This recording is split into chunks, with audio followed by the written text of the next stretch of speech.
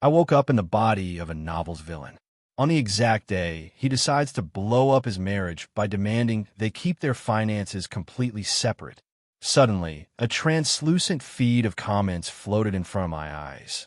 The wife worked herself to the bone, and this scumbag husband demands they split everything 50-50ths. Shameless. Just wait. She's going to wise up, take everything, and leave him with nothing. He deserves it. Can't wait for the wife's girl boss glow up. Hope this loser ends up homeless and freezes to death. Fast forward to the graveling arc. This guy needs to suffer. I remembered the plot of the novel. After the husband suggests splitting the bills, the wife meticulously plans her revenge, liquidates their assets, takes their son, and builds a new life for herself. The husband loses everything and dies homeless on the street. It was a tragedy, to say the least. But I'm not the original guy. Why should I have to take the fall? Doesn't freedom sound a hell of a lot better? So, I continue the conversation. You know what? Forget splitting the bills. I lean back. That's thinking too small. Let's just get a divorce. The comment feed exploded, the text twisting in apparent rage. Oh, what a divorce. That's not how the script goes. Did this idiot fry his brain? He's skipping the 50-50 part and going straight for divorce. It's ruined. How is she supposed to bleed him dry slowly if he just cuts it off now? What's the point? I want a refund. This plot is totally derailed. I came here to watch her dismantle his life piece by piece. If they divorce now, she can't use the separate finances to torture him. She just gets half the assets and leaves. That's no fun. I ignored the virtual peanut gallery. Across from me, my wife, Chloe Sullivan, was staring at me like I just grew a second head. A divorce? Her voice trembled as if she hadn't heard me right. Mark, say that again. Why would you want a divorce? She took a deep, shuddering breath, her anger barely contained. 7 years, Mark, for 7 years, I haven't worked a single day. I've been serving you, serving your son like a damn maid. I run this entire household, and now you want a divorce? Are you insane? Her voice grew louder, more frantic. Fine, let's hit a divorce, but you'd better be ready to pay up. What about the 7 years of my youth I wasted? The damages? Do you know the market rate for a full-time, round-the-clock nanny and house manager like me? It's at least 15 grand a month for 7 years. That's over $1 million. And that's not even counting the pain and suffering of childbirth. Mark, are you listening to me? Oh, we're doing the math now. Perfect. That's exactly what I wanted. I settled back on the couch, completely relaxed. You want to run the numbers? Fine. First of all, Chloe, let's get something straight. A living nanny, you don't need $15,000 a month for that. In a city like Columbus, a good, efficient nanny costs a grand tops, room, and board included. By that math, 7 years comes out to around $167,000. I held up a second finger. Second, a nanny wouldn't give me attitude. She wouldn't pull the "I'm so hurt" or "you just don't understand me" card every other day. She wouldn't expect me to be a mind reader, and I wouldn't be responsible for her emotional labor. She gets paid to do a job. It's professional. It's simple. I watched the color drain from her face and went in for the kill. Third, you talk about your wasted youth. What about mine? Marriage is a two-way street. You felt unappreciated. You felt like you were doing everything, but you held it all in. That's your problem, not mine. You expected me to guess what was wrong. Who has time for that? I'm not a mind reader. All that resentment you've been carrying, you cultivated it yourself. What does that have to do with me? I paused, then delivered the final blow. And fourth, over the years, I've transferred hundreds of thousands of dollars into your account. That's marital property. Just give me my half, and we can call it even. Chloe looked like she'd been struck by lightning. Her mouth hung open, but no words came out. The comments went wild again. That's some serious logic. A nanny? He compared his wife to a nanny. I mean, he's not entirely wrong, is he? It's twisted, but there's a point in there. Point? What point? He's a cold-blooded monster, and her brain just blue-screened. At the mention of splitting the assets, a flicker of panic crossed Chloe's eyes. She was silent for a few seconds. When she spoke again, her voice was much softer. Mark, honey, are you just stressed from work? Let's not be impulsive. The 50-50 thing. We could do that. We could do it your way. Okay, we could take it slow. And when things have cooled down, we can talk about the other stuff later. I saw the shrewd calculation deep in her eyes. Was she backing down? No, she was just recalculating her route. She needed to keep me on the hook, buy herself some time, and find a more legally sound way to bleed me dry, slow and steady, before making her triumphant exit. I laughed to myself. You want to use me as your stepping stone? Not a chance in hell. I'll just sit back and watch you perform, and maybe I'll teach the folks in the comment section a thing or two while I'm at it. The next morning, the dining table was bare. Chloe stood with her arms crossed, a glint of defiance in her eyes. Since we're splitting everything 50-50, I guess we're on our own for breakfast. The comment feed lit up. Here we go. The scumbag is about to starve. Watch him lose his temper. Get mad, you jerk. Go, Chloe. Go. Let the heartless bastard starve. I didn't even bother to look up. I walked straight into the closet and calmly started ironing shirt. Then, humming a tune, I strolled into the kitchen. The sizzle of the pan, the golden fried eggs, the perfectly crisp bacon, the warmed milk. I even made a cute little sunny side-up egg for my son. When I walked out carrying 2 plates of a delicious-looking breakfast, the triumphant smirk on Chloe's face froze. The comment feed was stunned. He knows how to cook, and Ash looks good. Wait, he's not freaking out. He even made food for his kid. What happened to the script? Holy crap. This guy isn't following the playbook at all. Get angry, damn it. I'm dying over here, and we have another CPU overheat. Chloe bit her lip as she watched our son happily devour his breakfast with me. That evening when I got home, the living room felt emptier. A few vintage-looking decorative pieces, a niche but valuable lithograph gone. Chloe sat on the sofa, her tone self-righteous. I only sold my own things, stuff I bought before we were married. Since we're splitting finances, I have a right to do what I want with my property. I glanced around the room and chuckled. Oh, premarital assets. Fine. You're right. You can do what you want with them. The comments surged. That's right. It's her property. The scumbag can't say a thing. Yes, the bleeding has begun. Bring on the next cut. She wasted 7 years of her life on this loser. What's wrong with selling a few things? Shut up, _. Chloe was about to press her advantage, but I cut her off, my voice turning sharp as a razor. But let me give you a little reminder. Anything you bought after we got married is by law considered a marital asset. You want to sell it? Go ahead. But half of the sale price down to the last cent gets wired to my account. She froze. The silence lasted only a second. The comment feed erupted in a furious blood-red torrent. Marital assets. 7 years. 7 years of thankless labor. And she has to give him money for selling a few things. Where's the justice? Geo to hell. You scumbag. You cold-hearted, law-obsessed monster. Refund. This plot has gone to hell. Chloe, just kill him already. And I'm so pissed. How can he be so calm about this? Chloe's face flushed with anger. She pointed a trembling finger at me. Mark, 7 years. I gave you a son. I work like a dog for this family. The money you make is for the family, not for me. I manage everything in this house. I'm exhausted. I think I have depression. You stop. I cut her off again. First, you didn't give me a son. You have reproductive rights. Nobody forced you. He's my son, but he's also your son. Second, my salary is for running this household, but the money ultimately ended up in your hands. I wasn't giving it to someone else, was I? Third, you work hard. I respect your choice to be a stay-at-home mom, but you also had an equal right to get a job, to find fulfillment outside the home.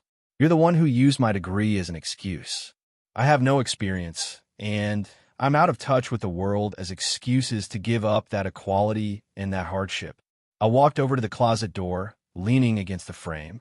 My fingers casually brushed across a row of designer handbags as my eyes met her pale, shocked face. My voice was dripping with sarcasm. See, this is what your hardship got you. Your bags, your makeup, all your personal luxuries. I own half of every single one of them. You want to sell them? No problem. We'll get them appraised, and we'll split it 50-50, fair and square. I tilted my head, staring straight at her. In the closet, the expensive leather goods gleamed coldly. Chloe stood frozen, the carefully constructed mask of a victim cracking and shattering, revealing nothing but the raw panic and hatred of being seen through completely. The comment feed was completely lost in a sea of impotent, blood-red curses. In the days that followed, Chloe clearly didn't take my warning seriously. Small, valuable items around the house continued to disappear every few days. I didn't get angry. I took a notebook and left it on the most prominent table in the living room.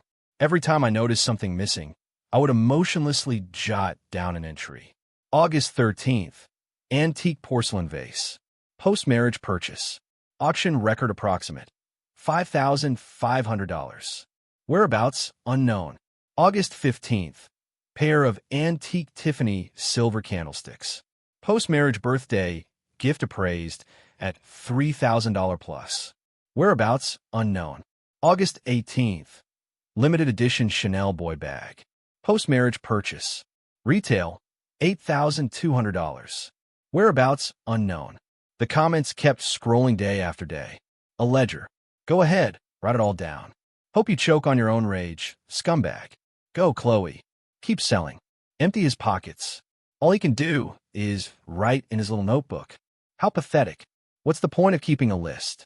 The thrill is in the selling. I ignored them. My son tugged on my shirt, his voice a whisper.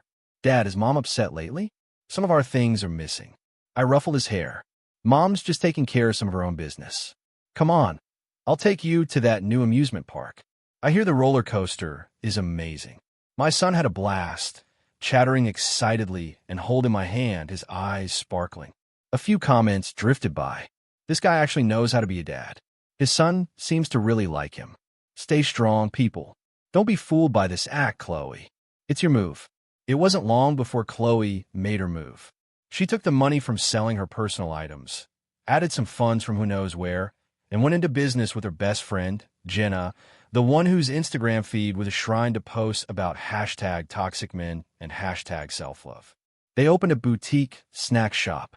The comments section was ecstatic. Here it comes. The girl boss origin story. Get ready to regret everything. A snack shop. Perfect. Down to earth. She's going to build an empire and rub it in his face. Waiting for this place to go viral. The cash will be flowing and he'll be green with envy. I heard the news and scoffed. A woman who had spent 7 years as a pampered housewife, whose daily routine consisted of spa days, shopping, and complaining, and a positive energy bestie who couldn't even succeed as a multi-level marketing rep. They hadn't done a shred of market research. They were running on pure, living my best life, fumes, and a plotline ripped from a bad romance novel where every business venture is a guaranteed success. They thought they could make it in the real world. Dream on. Hard work. What do they know about real work or the pressure of running a business? That afternoon, I was picking my son up from school and happened to pass by Chloe and Jenna's Sweet Bites, tucked away in an alley near the elementary school. The shop was small, gaudily decorated with 2 sad, wilting plants by the door. I was just glancing as I passed. Inside, Chloe was listlessly wiping down a counter. When she saw me standing outside with our son, her face went white and she dropped the rag. The comments immediately sounded the alarm. What's he doing? Is he here to sabotage her business? That scum. He can't leave her alone. Before I could say a word, her friend Jenna burst out of the shop and pointed a finger in my face. Mark, you shameless bastard. How dare you show your face here? Are you stalking Chloe? Scared she's going to be better off without you? Well, I've got news for you. It's too late. Chloe is an independent woman now. She doesn't have to take your crap anymore. And you demanding 50-50? You force your wife to open a shop just to support herself. You're the lowest of the low garbage. Hey everyone, come look. This is the world-class scumbag who forced his wife to split the bills and then stalked her. Her shouting match drew a crowd of parents and passers-by who started pointing and whispering in my direction. The comment feed hit a fever pitch, a sea of red text. Go Jenna, tear him apart. Expose him. Let him die a social death. The scumbag's true colors. He's a stalker, a control freak. Why, yes, so satisfying. Chloe, get out here and join in.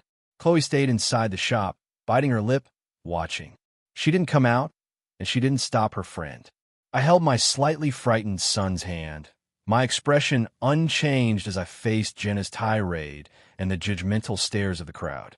I waited until Jenna had a pause for breath before I spoke, my voice calm.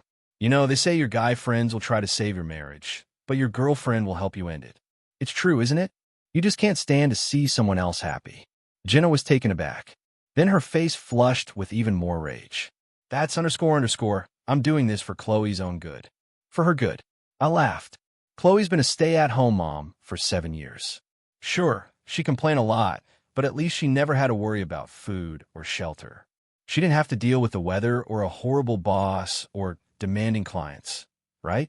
But you miss Jenna. I hear you lost a lot of money on that skincare scam. Got blocked by everyone you tried to sell to and are now unemployed and living off your parents. Life's been tough, huh? Jenna's face turned crimson. You're talking nonsense. I didn't give her a chance to interrupt. My words steady but piercing. You saw her living a comfortable life and you got jealous, didn't you? So you filled her head with this live your best life solo nonsense. You've been reading too many trashy novels. You think opening a store and posting about being a strong, independent woman is all it takes to get revenge on an ex and become a girl boss? You think starting a business is that easy? Does money just grow on trees? I glanced at their empty snack shop, mercilessly shattering their fantasy. You call this hard work? You've been open for a week. Have you even figured out how to read an invoice? Have you calculated your labor, utility, and rent costs? How many bags of gourmet popcorn do you sell a day? Enough to cover rent. You opened in an alley behind the school, so you only get foot traffic for an hour after dismissal. Did you do any market research on your products? How much allowance do elementary school kids get? What do they like to eat? There's a huge supermarket 2 blocks away with cheaper prices and a way better selection. What's your competitive edge? The hashtag toxic men hashtags on your Instagram. I paused, watching Jenna's face contort with anger and the onlookers' expressions shift to thoughtful contemplation. I delivered the final blow, living her best life. Why don't you focus on not bankrupting this little venture and losing all the money Chloe got from selling her bags and antiques first? Then we could talk about her best life. Oh, and by the way, that reminds me, did any of the startup capital for the shop come from Aerial Assets? If so, I'll be expecting my dividend check. The comment feed short-circuited. Brutal. He's going for the jugular. I took my bewildered son by the hand and turned to leave. Behind me, Jenna was shaking with fury. Inside the shop, Chloe's face was ashen. After walking around with my son for a while, we returned home that evening to a living room filled with blinding lights and an atmosphere as heavy as lead. My parents and her parents were all sitting on the sofa, their faces grim. Chloe and Jin were there, too. The comment feed was practically buzzing with excitement. Huh, the parent-teacher conference from hell. He's really done it now. Get ready for a beatdown from both sets of parents. Let's see how he talks his way out of this. Team Chloe, my parents spoke first, their voices tired and confused. Mark, what is all this nonsense? You have a perfectly good life. Why this 50-50 business and divorce? Your son is growing up. What are you thinking? Her parents were furious, shooting me icy glares before turning to Chloe with a softer tone. Chloe, honey, if you have a problem, you can tell us. We'll support you. But you've been married for so long, and you have a child. You need to try to make it work. Chloe's eyes immediately welled up. Before she could speak, Jenna leaped to her feet, her voice an octave higher. Mr. and Mrs. Sullivan, why should Chloe have to live her life at the mercy of some man? Chloe is a person. She has the right to pursue her own career and her own value. What's wrong with opening a shop? She's realizing her self-worth. Chloe straightened up, looking at her parents for validation. The comment feed cheered. My parents and hers were momentarily speechless, and all eyes turned to me, filled with pressure and accusation. Her dad frowned and pointed at me. Mark, it takes 2 to tango. You tell us what's really going on. Why throw away a good life with all this talk of splitting finances and divorce, turning everything upside down? Tell us why. I smirked, but instead of answering, I looked at Jenna. Jenna, first, when did I ever give her attitude? She's the one who gave me the silent treatment every day and expected me to read her mind. Second, haven't I been respectful enough? She wanted to sell off our assets. I didn't stop her. She wanted to open a shop and be a girl boss. I didn't stand in her way. What more do you want from me to get on my knees and beg? And third, I turn my gaze to Chloe. If you have something to say, why don't you say it to your parents or to me, your husband? Why do you only confide in your bestie here? Is she going to support your family? Is she going to raise your son besides fanning the flames, feeding you this so-called woke narrative and enjoying the drama? What exactly does she do? I paused, my tone laced with undisguised mockery. You know how it is with friends like that. They're scared you'll fail, but they're terrified you'll succeed. You let her poison your mind for so long. You've actually turned into a walking ball of resentment who thinks she's the world's biggest victim. Don't you feel stupid?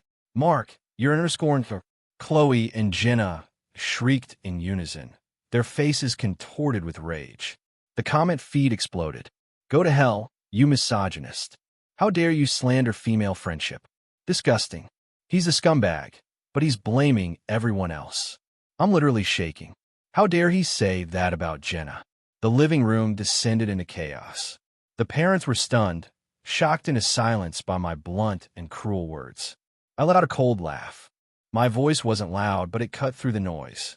You all want to know why I demanded separate finances? You want the unvarnished truth? Fine. You asked for it. I took a sharp step forward, and before Chloe could react, I snatched the phone she was clutching in her hand. Give that back. What are you doing? She screamed, lunging for it. I easily dodged her, my fingers flying across the screen until I found the icon for a live streaming app. I was swift and decisive. The comment feed went quiet for a split second. He's taking her phone. What's he trying to do? A streaming app? I shoved the phone in front of everyone, pulling up her donation history and her private messages. The screen was filled with an endless list of transactions and intimate chats. Staring at Chloe's face, which had turned the color of ash, I spoke, my voice like ice. You want to know why I brought up splitting our finances? Why don't you explain this first? In the last 6 months, you have donated over $450,000 to this streamer, Acewind. And where did that money come from? It came from me. Now, do you understand why I wanted to separate our finances? Huh. On the screen, the handsome face of the male streamer and the staggering donation amounts were illuminated by the bright lights of the living room, painfully, undeniably clear. Tom seemed to stop. The room was utterly silent. Everyone stared at the small screen as if they'd been strangled, their faces a mask of pure, unadulterated shock. The comment feed was gone. There was only a suffocating, empty void. The living room was so quiet you could hear a pin drop. All the color had drained from Chloe's face. Her lips trembled, but she couldn't form a single word. After a moment of dead air, the comment feed came back to life with a vengeance. The text was a chaotic, twisted mess. Heist $450,000 to a male streamer. Babe, honey, a sensory overload. My brain is fried. So that's why he wanted to separate their finances. Dear God, this is the plot twist of the century. This is worth every penny. Wait a minute. So all her talk about being a victim? This is messed up. We're the refund people now. Come on out. This story is a masterpiece. The shock on my parents' and in-laws' faces had morphed into utter disbelief. Her mother clutched her chest, her voice shaking as she pointed at Chloe. Chloe, what? What is this? Who is this man? How could you? The sound of her mother's voice seemed to snap Chloe out of her trance. She flinched, her eyes darting around the room before landing on my cold expression. The immense shame and panic of being exposed sent her into a spiral. She suddenly raised her voice, shrieking at me through her tears. Mark, how dare you spy on me? You're out networking every night. I don't see you for weeks at a time. Is this house just a hotel to you? I'm stuck at home all alone with our son. I'm lonely. I'm isolated. I have no one to talk to. She pointed at the streamer's face on the phone, tears streaming down her cheeks, as if she were the real victim. What's wrong with him? At least he's nice to me. He calls me babe. He talks to me. What about you? What have you ever given me besides money? She grew more hysterical, as if she'd finally found an outlet for her rage. Yes, I donated to him. So what? It's how I deal with loneliness. You wouldn't understand. You're a cold-hearted machine. You don't know the first thing about emotional connection. It's not like I actually cheated on you. The comment feed seemed to waver for a moment. She kind of has a point. Being neglected for a long time, an emotional void, the scumbag is partly to blame, right? Emotional neglect is a thing. I scoffed at her performance, my voice quiet, but sharp enough to pop her bubble of self-pity. Chloe, first, every business dinner, every late night was to close a deal to make money. And did you not spend that money? Did you not support this family? My eyes swept over her expensive loungewear and towards the walk-in closet, the implication clear. Second, lonely. You have hands, feet, and a brain. If you're lonely, read a book, take a class, find a hobby. You could have even gotten a job and re-engaged with society. But what did you choose? You chose to sit in a virtual chat room, spending our marital assets, calling some guy who lives off camera filters and practices lines honey. All for a cheap, pathetic emotional fix. I stared at her, my words deliberate and clear. Chloe, listen to me. A man who is handsome, young, rich, and has all the time in the world to chat with you and make you feel special does not exist. If he does, he's either a con artist or he wants something from you. And you, a married woman in your 30s, you don't even have the basic judgment or self-control to see that you couldn't handle being lonely. You couldn't hold a boundary. And you let a few sweet nothings from a stranger convince you to empty our bank account to fund his lifestyle. My face was a mask of pure scorn. It's childish. It's pathetic. It's sad. Chloe was trembling, her face ghostly white. I was done looking at her. I turned to our stunned parents, my voice firm. So, separate finances. That was me being generous. Now, I want a divorce. Immediately, my gaze was like a dagger pinning Chloe where she stood. That $450,000 you threw away, half of that is mine. That's $225,000. I want it back. Every last cent and all those marital assets you've been secretly selling off for the past few months. I want my half of that back, too. If I don't see the money, we'll see each other in court. And when we do, those interesting chat logs between you and your streamer boyfriend won't just be for the family to see. Mark, you're trying to destroy me, Chloe screamed in despair. Jenna, who had been silent, suddenly sprang forward, pointing at me to defend her friend, her voice shrill. It's just money. Don't get cocky, Mark. Our snack shop is about to take off. When Chloe is making her own money, your pathetic little sum will be nothing. We'll pay you back double. Chloe can thrive all on her own. Don't come crying back to her then. She wrapped an arm around the trembling Chloe, striking a pose of fierce loyalty. Don't be afraid, Chloe. I'm here for you. We'll do this on our own. She'll earn the money and pay him back. Jenna is a true friend. Go, Chloe. Get that revenge glow up. I looked at Jenna's indignant face and the arm she had around Chloe, and I started to laugh. It was a cold, mocking laugh. On your own, with her help. My gaze settled on Jenna, my expression loaded with meaning. Jenna, you're so righteous, so selflessly supportive of Chloe's divorce and new business venture. Is it really just because you're such a good friend? My stare made her flinch. She tried to maintain her composure. What? What are you talking about? Of course, I'm doing it for Chloe. For my good, Chloe instinctively looked at Jenna. Is that so? I slowly pulled my own phone out of my pocket and tapped the screen a few times. Since you're such a good, upstanding friend, why don't we let everyone see how you've been looking out for Chloe in private? I turned the screen to face the room, making sure Chloe had a clear view. On the screen was a text exchange between Jenna and me from a few months ago. The timestamp was late at night. The content was explosive. Hey, Mark, you up? A bitter housewife like Chloe doesn't get you. All she does is complain. Honestly, I've had my eye on you for a while. You're so much better than her. Anything she can give you, I can give you. And the things she can't, I can do those too. Want to grab a drink? Just the two of us. I promise I'll make you forget all about your problems at home. Image attached. A suggestive late-night selfie. Below that was my blunt reply. Get lost. Stay away from me. And beneath that, Jenna's furious response. Mark, you just wait. Who do you think you are?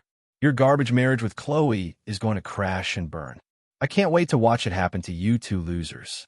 The chat history was all there. Timestamps, messages, the picture, ironclad proof. The air in the room froze again. It was even more silent than before. Chloe violently shoved Jenna away from her. Her eyes were wide with disbelief, darting from my phone screen to Jenna's pale, twisted face. Jenna, is that you? You call us losers? You were waiting to watch us crash and burn. Jenna completely panicked. No, that's not it. Chloe, let me explain. It's him. Mark photoshopped it. He's trying to frame me. Frame you? I cut her off with a cold laugh. Don't need to get the phone records and data from the carrier to prove it. The comment feed went completely insane, the text blurring into a single frantic stream. Holy S, holy S, holy S. The ultimate plot twist. The best friend betrayal. So, the bestie was the final boss all along. She tried to seduce him, got rejected, and then plotted revenge by destroying their marriage. This is the drama of the year. I bowed down to the writer. This was worth the price of admission. Poor Chloe. Scammed by a streamer. Used as a pawn by her best friend, the scumbag. He's still a jerk, but he's been right about everything. Chloe looked like she had been struck by lightning. She looked at the proof on my phone, then at her own phone with the donation history, and finally she stared at the colorless face of her best friend. The overwhelming feeling of betrayal and the rage of being played for a fool for years consumed her. AA. She let out a piercing scream and lunged at Jenna. Jenna, I'm going to kill you, you bitch. The two women collapsed to the floor, a tangled mess of screaming, crying, and scratching. My parents and her parents were completely frozen, staring wide-eyed at the chaos unfolding before them, their entire worldview seemingly shattered. I calmly retrieved both phones and looked down at the two women clawing at each other on the floor. Are you done? My voice wasn't loud, but had a cold, penetrating quality that made them both freeze. Everyone, including the comment feed, turned to look at me. I walked to the sofa, sat down calmly, and took out a pen and paper. Chloe, Jenna, whatever issues you two have, you can sort them out yourselves. Now, let's get back to the matter at hand. The divorce papers, my lawyer will send them to yours this afternoon. The $450,000 in donations. My half is $225,000. The marital assets you sold off without my knowledge, including but not limited to... I picked up a notebook. I had been keeping my voice cold and clear as I read from it. One antique porcelain vase, post-marriage purchase appraised at $15,500. My half is $2,750. One pair of antique Tiffany silver candlesticks, a post-marriage gift, appraised at over $3,000. We used the minimum value, so my half is $1,500. One limited edition Chanel boy bag, a post-marriage purchase. Retail price $820. My half is $410. All items will be valued at either the market appraisal or the actual sale price, whichever is higher. Once the total is calculated, please wire my share along with my half of the donation money to my account within 3 business days. I pushed a neatly written list across the table in front of the catatonic Chloe. Otherwise, I'll see you in court. And at that point, it won't be just about the money. As for the snack shop you started with your best friend, I glanced at Jenna, who was on the floor with her hair a mess and a look of pure terror on her face. Was the source of your startup capital legitimate? Did you misappropriate marital assets? I'll have the court investigate. If you did, I'll be taking back what's mine. Good luck to you both. With that, I stood up. Without another look at the ruined living room or the shell-shocked people in it, I walked straight out the door. After a moment of dead silence, the comment feed erupted in an unprecedented storm of chaos. I'm speechless. This scumbag, no, this boss, is on another level. He was 10 steps ahead the whole time. This is a masterclass in psychological warfare. From 50-50 to divorce to a complete hostile takeover. That was smooth. I shouldn't be enjoying this, but I totally am. The wife brought this all on herself. Delusional and manipulated by her so-called friend. Scammed by a streamer, backstabbed by her bestie, and checkmated by her ex-husband. She was playing on impossible mode. The snack shop is doomed. He's going to audit their initial investment. I need to see what happens next. The divorce is a done deal. How much money will he get back? To the author of this story, are you asleep? Because I'm not going to be able to. A few days later, in the court mediator's office, the air was thick enough to choke on. Chloe held the pen, her knuckles white. She refused to sign the divorce papers, her voice trembling with unshed tears. I was wrong, Mark. I truly know I was wrong on the money. I can pay it back slowly. Okay, just give me a chance. A chance. I smirked, my eyes devoid of any warmth. I gave you plenty of chances. I gave you one when I suggested we split the bills.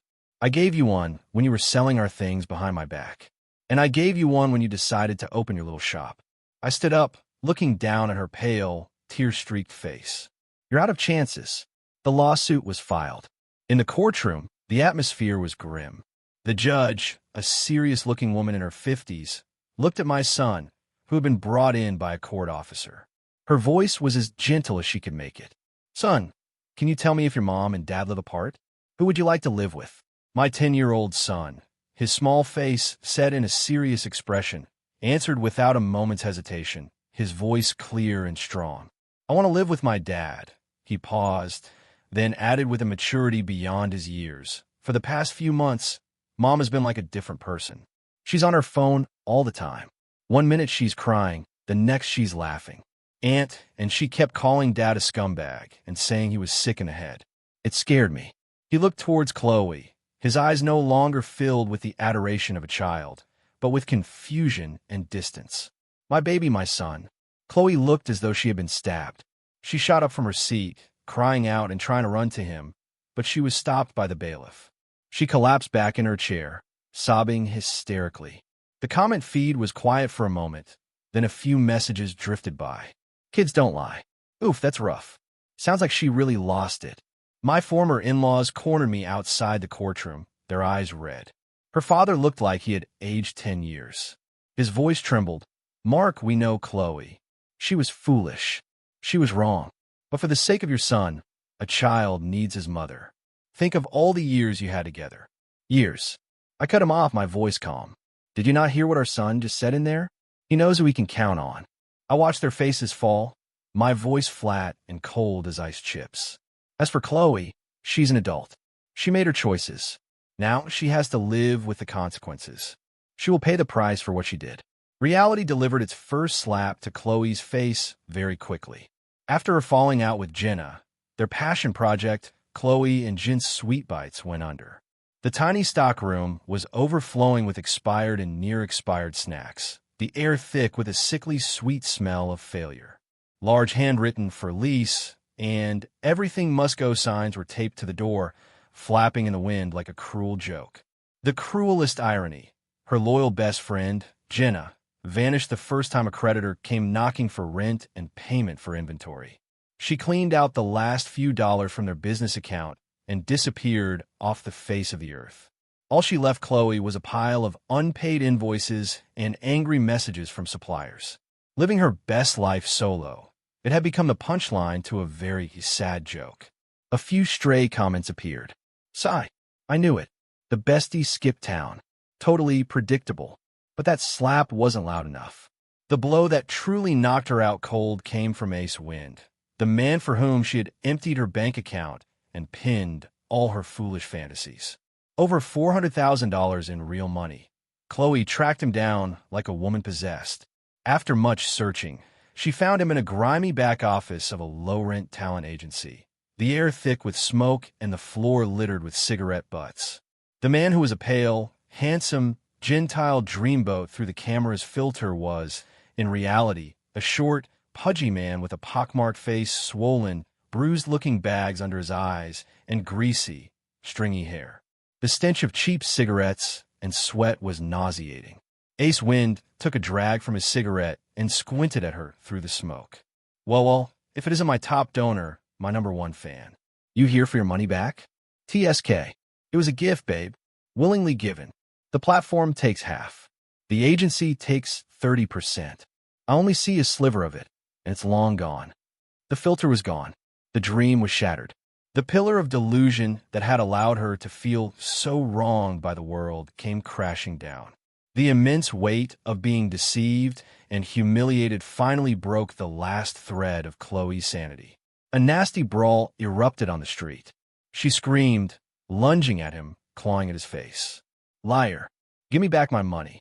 You animal. Ace Wind. While trying to fend her off, He shrieked back, his voice high and piercing. "Get off me, you crazy _sir. You're an old hag who threw herself at me. Go look in a mirror. You really think you're some rich sugar mama?" A crowd gathered, pointing, whispering, their phones out, cameras flashing.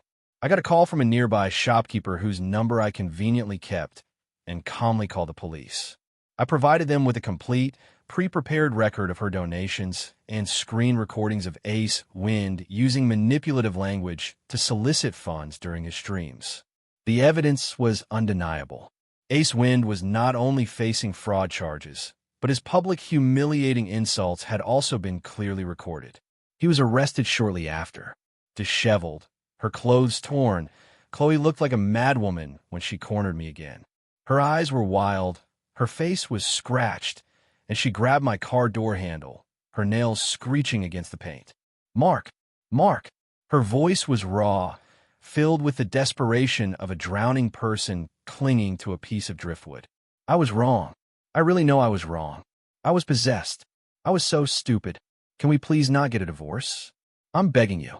I'll be a good wife, a good mother. I'll stay home. I'll be good. I'll never look at that stuff again. We can start over. Please." I frowned in disgust, yanking her hand off my car and taking a large step back as if to avoid something contaminated. "Don't bother." My voice was cold, devoid of any emotion. I glanced at her pathetic state, my eyes filled with undisguised contempt. "I have my looks, I have money, and I have my son. I'm not looking for a live-in nanny.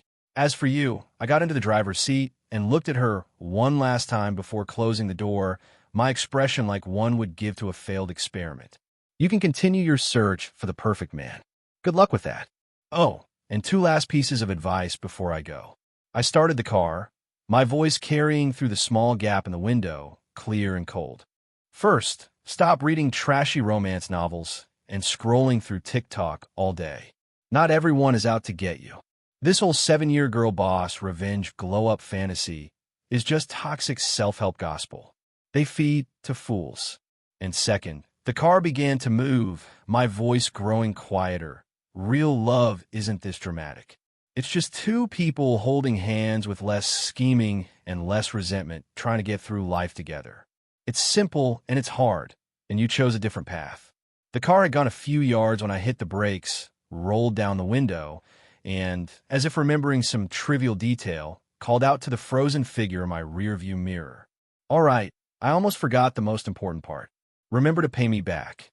The car merged into traffic. In the rearview mirror, Chloe stood on the sidewalk like a statue that had had its spine ripped out. Her hair was a mess, her face a smear of tears and dirt, and her eyes were empty as she stared at the spot where my car had been. Her mouth was slightly open as if she had forgotten how to cry. A gust of wind blew past, swirling fallen leaves around her feet. In the comment section, there was only dead blank space. After a long 10 seconds, a single line of text slowly drifted across the screen. A collective sigh from 1,000 invisible viewers. "Professor Mark, the voice of reason. I think I get it now. Life after the divorce was simple. No more guessing games. No more silent treatments. No more being held responsible for someone else's moods. I dropped my son off at school in the morning, and then I went to work. I picked him up in the afternoon. Sometimes we ate out. Sometimes we cooked together. It was simple, but it was peaceful. On weekends, we went to the park, the library, or a movie. My son was a little down at first, but kids are resilient, and the atmosphere in our new life was so much better than the resentment-filled house he had known before. He quickly became his cheerful self again. The feeling of freedom was intoxicating. The money I earned after expenses and setting aside a fund for my son's future was mine to spend as I saw fit. I enrolled my son in the robotics class he'd always wanted to take. I bought myself the new computer I had been eyeing for months. The occasional comment would still float by. "Tisk, look at the scumbag living his best life. A kid raised by a father like that has no chance." I treated it all as background noise. Later, I heard that Jenna had gone abroad. Apparently, she had fallen for some high-paying job offer, but as soon as she landed in Southeast Asia, she vanished. Her husband reported her missing, but she was never heard from again. The comment feed was full of grim speculation. another trafficking victim.